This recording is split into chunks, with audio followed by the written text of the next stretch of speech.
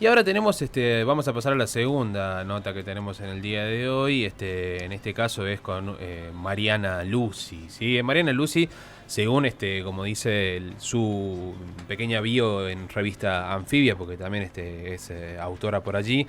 Se recibió como socióloga en la Universidad de Buenos Aires y realizó su doctorado en sociología allí en París. Es profesora adjunta regular en la Universidad Nacional de General Sarmiento. Bueno, publicó varios libros, por supuesto, también. Y más recientemente abordó las reparaciones monetarias a víctimas de la dictadura, ¿no? Sus áreas de interés se centran en los campos de la teoría social, la sociología económica, y sociología del dinero en particular. Y miren qué interesante esto, ¿no? La sociología del dinero. Y escribió ella hace nada más que muy poquito junto a Ariel Wilkis un libro llamado El dólar, historia de una moneda argentina. Fíjense en ese título, abarcando lo que es la historia del dólar desde 1930 a 2019. En este momento está en comunicación con nosotros Mariana Lucy. Mariana, Valentín y Martín, te saludamos desde Radio UNLAR La Rioja. ¿Cómo estás? Hola, ¿qué tal? Buenas noches. Bien, perfecto. Es un gusto hablar con vos, Mariana. Queríamos, bueno, nosotros los miércoles por lo general siempre entrevistamos a distintos autores y autoras, que, bueno, de libros en particular que nos interesan. Y bueno, me parece que por ahí el dólar ha sido una cuestión que si bien tiene una historia amplia en lo que es el imaginario colectivo de Argentina, o del argentino de la Argentina, en este último tiempo medio que se habló más del dólar que me parece que en toda su historia, ¿no? ¿Cómo fue por ahí el proceso, Mariana, de hacer un libro sobre particularmente la historia del dólar y abarcando, digamos, tanto pero tanto tiempo, desde 1930 a 2019? ¿Cómo fue el proceso y con qué se va a encontrar el lector cuando abra este material? Bueno, a nosotros nuestra pregunta inicial tenía que ver con cierta perplejidad, ¿no? Parte de lo que todos los argentinos asumimos como natural, pero que en realidad tiene poco de natural, es esta familiaridad que tenemos con el dólar y sus movimientos, ¿no? Una persona puede no tener dólares, no acostumbrar a comprar como ahorro o para ninguna transacción, y sin embargo sabe que el movimiento del dólar es algo importante. Prende la televisión, mira un noticiero, le informan todos los días la cotización del dólar, incluso varias veces en el día, en momentos en los que hay mayor turbulencia, los portales de noticias en internet, las redes sociales. La información sobre el dólar está muy presente, ¿no? Este año nosotros comentamos en el libro una anécdota de principios de este año, cuando en el programa de concurso ¿Quién quiere ser millonario?, Ujú. a una concursante, una de las preguntas que debió responder era cuál era la cotización del dólar oficial un día de 2015. Le ofrecían 4 alternativas. Bueno, la señora contestó y contestó correctamente. O sea, es imaginable que en un programa de preguntas y respuestas para el público en general haya una pregunta que en muchos otros lugares sería una pregunta para expertos en economía. Y no solo que puede estar la pregunta, sino que también puede haber el concursante que la responda con naturalidad. Entonces la pregunta que guió nuestra investigación y que está a lo largo del libro es cómo fue que los argentinos fuimos acostumbrándonos a usar dólares, a pensar en dólares, a discutir sobre el dólar, al punto de volverlo casi en una moneda nacional. Y en ese recorrido, que por cierto es muy largo, la década del 30 fue un punto de partida importante porque en el año 31 fue la primera vez que se implementó un control de cambios. Al mismo momento que una medida similar estaba siendo tomada por otros países en el contexto de la crisis económica mundial, pero bueno, era la primera vez que el Estado decidía intervenir decidiendo quién podía acceder al mercado cambiario y para qué.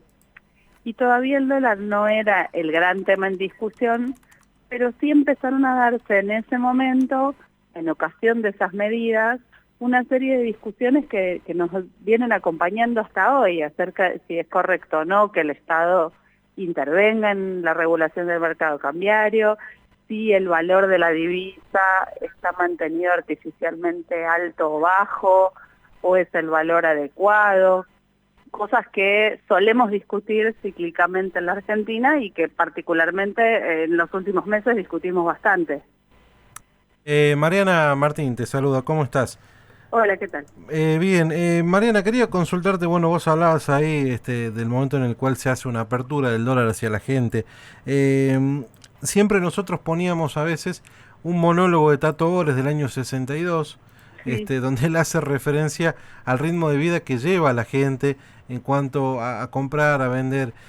¿Tienen identificado ustedes en esta obra cuándo comienza a existir ese tipo de negocio, entre comillas, de lo que son las financieras, los arbolitos, la gente que vive a raíz del dólar? Sí, bueno, hay dos momentos importantes, ¿no? Uno es un poco antes de ese monólogo de Tato Bores.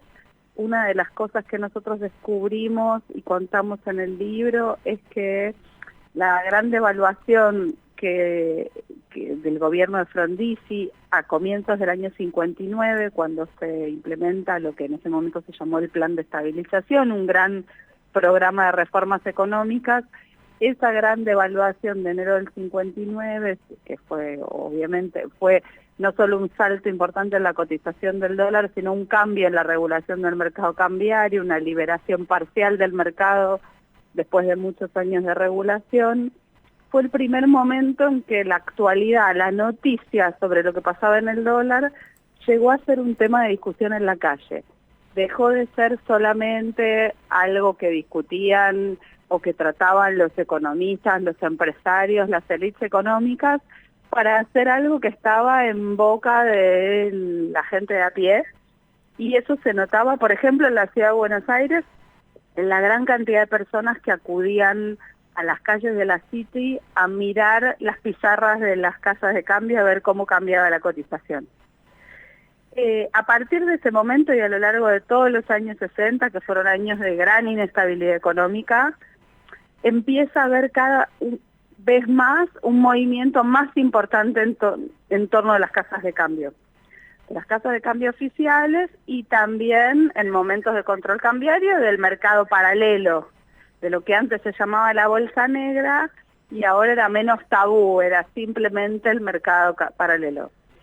Pero ese negocio va a tener un salto mucho más importante a mediados de la década del 70, cuando con la reforma financiera de Martínez de Oz y en un contexto de muchos años de inflación muy alta, muchos años seguidos de inflación muy alta, combinados esos dos factores, empieza a ser mucho más corriente que los trabajadores, los asalariados de cierto nivel, empiecen a operar en el mercado cambiario, a desarrollar microespeculaciones cotidianas tendientes a estirar un poco el poder de compra de sus salarios en un contexto inflacionario y también a buscar pequeñas ganancias.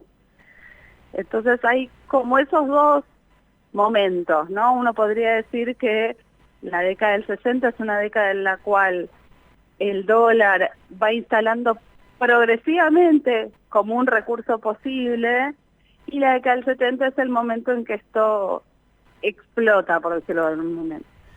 Estamos hablando con Mariana Luz y bueno, y ahora en particular hablando sobre su último libro con Ariel Wilkis, llamado El dólar, historia de una moneda argentina 1930-2019, como abarcando toda esta época.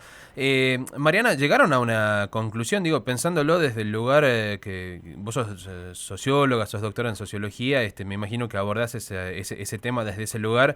¿Se pudo llegar a una conclusión sobre si el dólar o la relación que, si se quiere, tenemos con el dólar pasa meramente por una cuestión económica o se volvió un análisis mucho más profundo desde lo cultural, vinculado también a lo político? No, sin dudas. Parte de las conclusiones del libro es que nosotros hablamos de un proceso de popularización del dólar, no porque el dólar se vuelve una moneda de los sectores populares, sino una moneda popular, una moneda muy difundida, una moneda que resulta familiar para la opinión pública Y este proceso de popularización supone que se vayan anudando cuestiones estrictamente económicas con otras culturales y también políticas, ¿no? Nuestro libro sostiene la siguiente hipótesis, ¿no? El dólar para los argentinos no es solamente importante en términos económicos como respuesta al avance de la inflación o a la dificultad para controlar la inflación a lo largo del tiempo, sino que el dólar se volvió una especie de clave de interpretación de la realidad. Cuando los argentinos vemos qué pasa con el dólar, vemos que el dólar sube, que sube a lo largo de varios días, nos preocupamos. Y nos preocupamos por lo que eso dice o puede decir en el futuro sobre nuestro salario, pero también porque eso está diciendo algo sobre el gobierno de turno. Está diciendo que el gobierno que está en funciones no está pudiendo controlar una variable clave de la economía. Entonces, ese número se convierte en una especie de termómetro, ¿no? La cotización del dólar, que nos permite interpretar una realidad incierta en términos económicos y políticos también. Hay una nota en revista Anfibia que escribió Celeste del Bianco y María Mansilla, cuyo título también por ahí corre por este mismo camino, que se llama Esa manía de salir corriendo al banco, ¿no? Y pensando un poco con esta cuestión, que son semanas que muchas veces se repiten a lo largo de los años, dependiendo de las decisiones económicas de los políticos o de las políticas que adopten los distintos dirigentes, pensando en esas semanas que empiezan con un lunes súper movido en términos económicos. Peregrinaciones de ahorristas llegaron a los bancos horas antes de que abrieran sus puertas, empieza la nota, pensando en cuántas veces vivimos situaciones así, ¿no? Claro, sin duda. Y sobre todo vivimos este tipo de procesos en periodos electorales, ¿no? Hay una fuerte asociación, si pensamos en la Argentina del 83 en adelante, los movimientos del mercado de cambios estuvieron fuertemente asociados a los procesos electorales, justamente por esta articulación que es económica y es política, ¿no? En la Argentina, los jugadores del juego económico y político saben que buena parte de sus chances se miden a través del mercado cambiario. Entonces, en las elecciones, el gobierno que apuesta a la reelección, eso se vio muy claramente este año en el proceso electoral, sabe que necesita que el dólar esté quieto para tener chances de reelegir. Y los actores económicos también operan en el mercado cambiario haciendo apuestas económicas y políticas. Y eso, entonces, bueno, se viene consolidando como un rasgo muy particular de la democracia argentina, no solamente de la economía argentina. Mariana, por último, este rasgo que vos hablabas, ¿no? De que mucha gente por ahí le llama cepo como una cuestión de prohibir, digamos, la compra de dólares. Hay mucha gente que se siente afectada, se considera como que le están privando de su legítimo derecho de poder acceder a una moneda que, si uno después hace cuentas, termina siendo más cara de lo que uno cree. ¿Cómo pensás vos que va a ir el destino de esta moneda con el nuevo gobierno que va a asumir en unos días? Bueno, yo creo que en esta coyuntura hay una oportunidad muy interesante respecto de la cuestión de las regulaciones del mercado cambiario, ¿no? Cuando fue el primer cepo, digamos, durante los años 2011-2015, asistimos a un fenómeno muy particular, que era cómo la regulación del mercado cambiario aparecía como una vulneración de derechos de los agentes económicos que no podían acceder al mercado cambiario. Como si fuera una medida absolutamente extraordinaria, uno podría decir inédita. Cuando uno mira la historia económica de la Argentina y de buena parte del mundo occidental, sí, se encuentra con que de 1931 en adelante fueron muchos más los años de control de cambios y control de capitales que de liberación del mercado cambiario. Entonces el control de cambios era mucho más la regla que la excepción.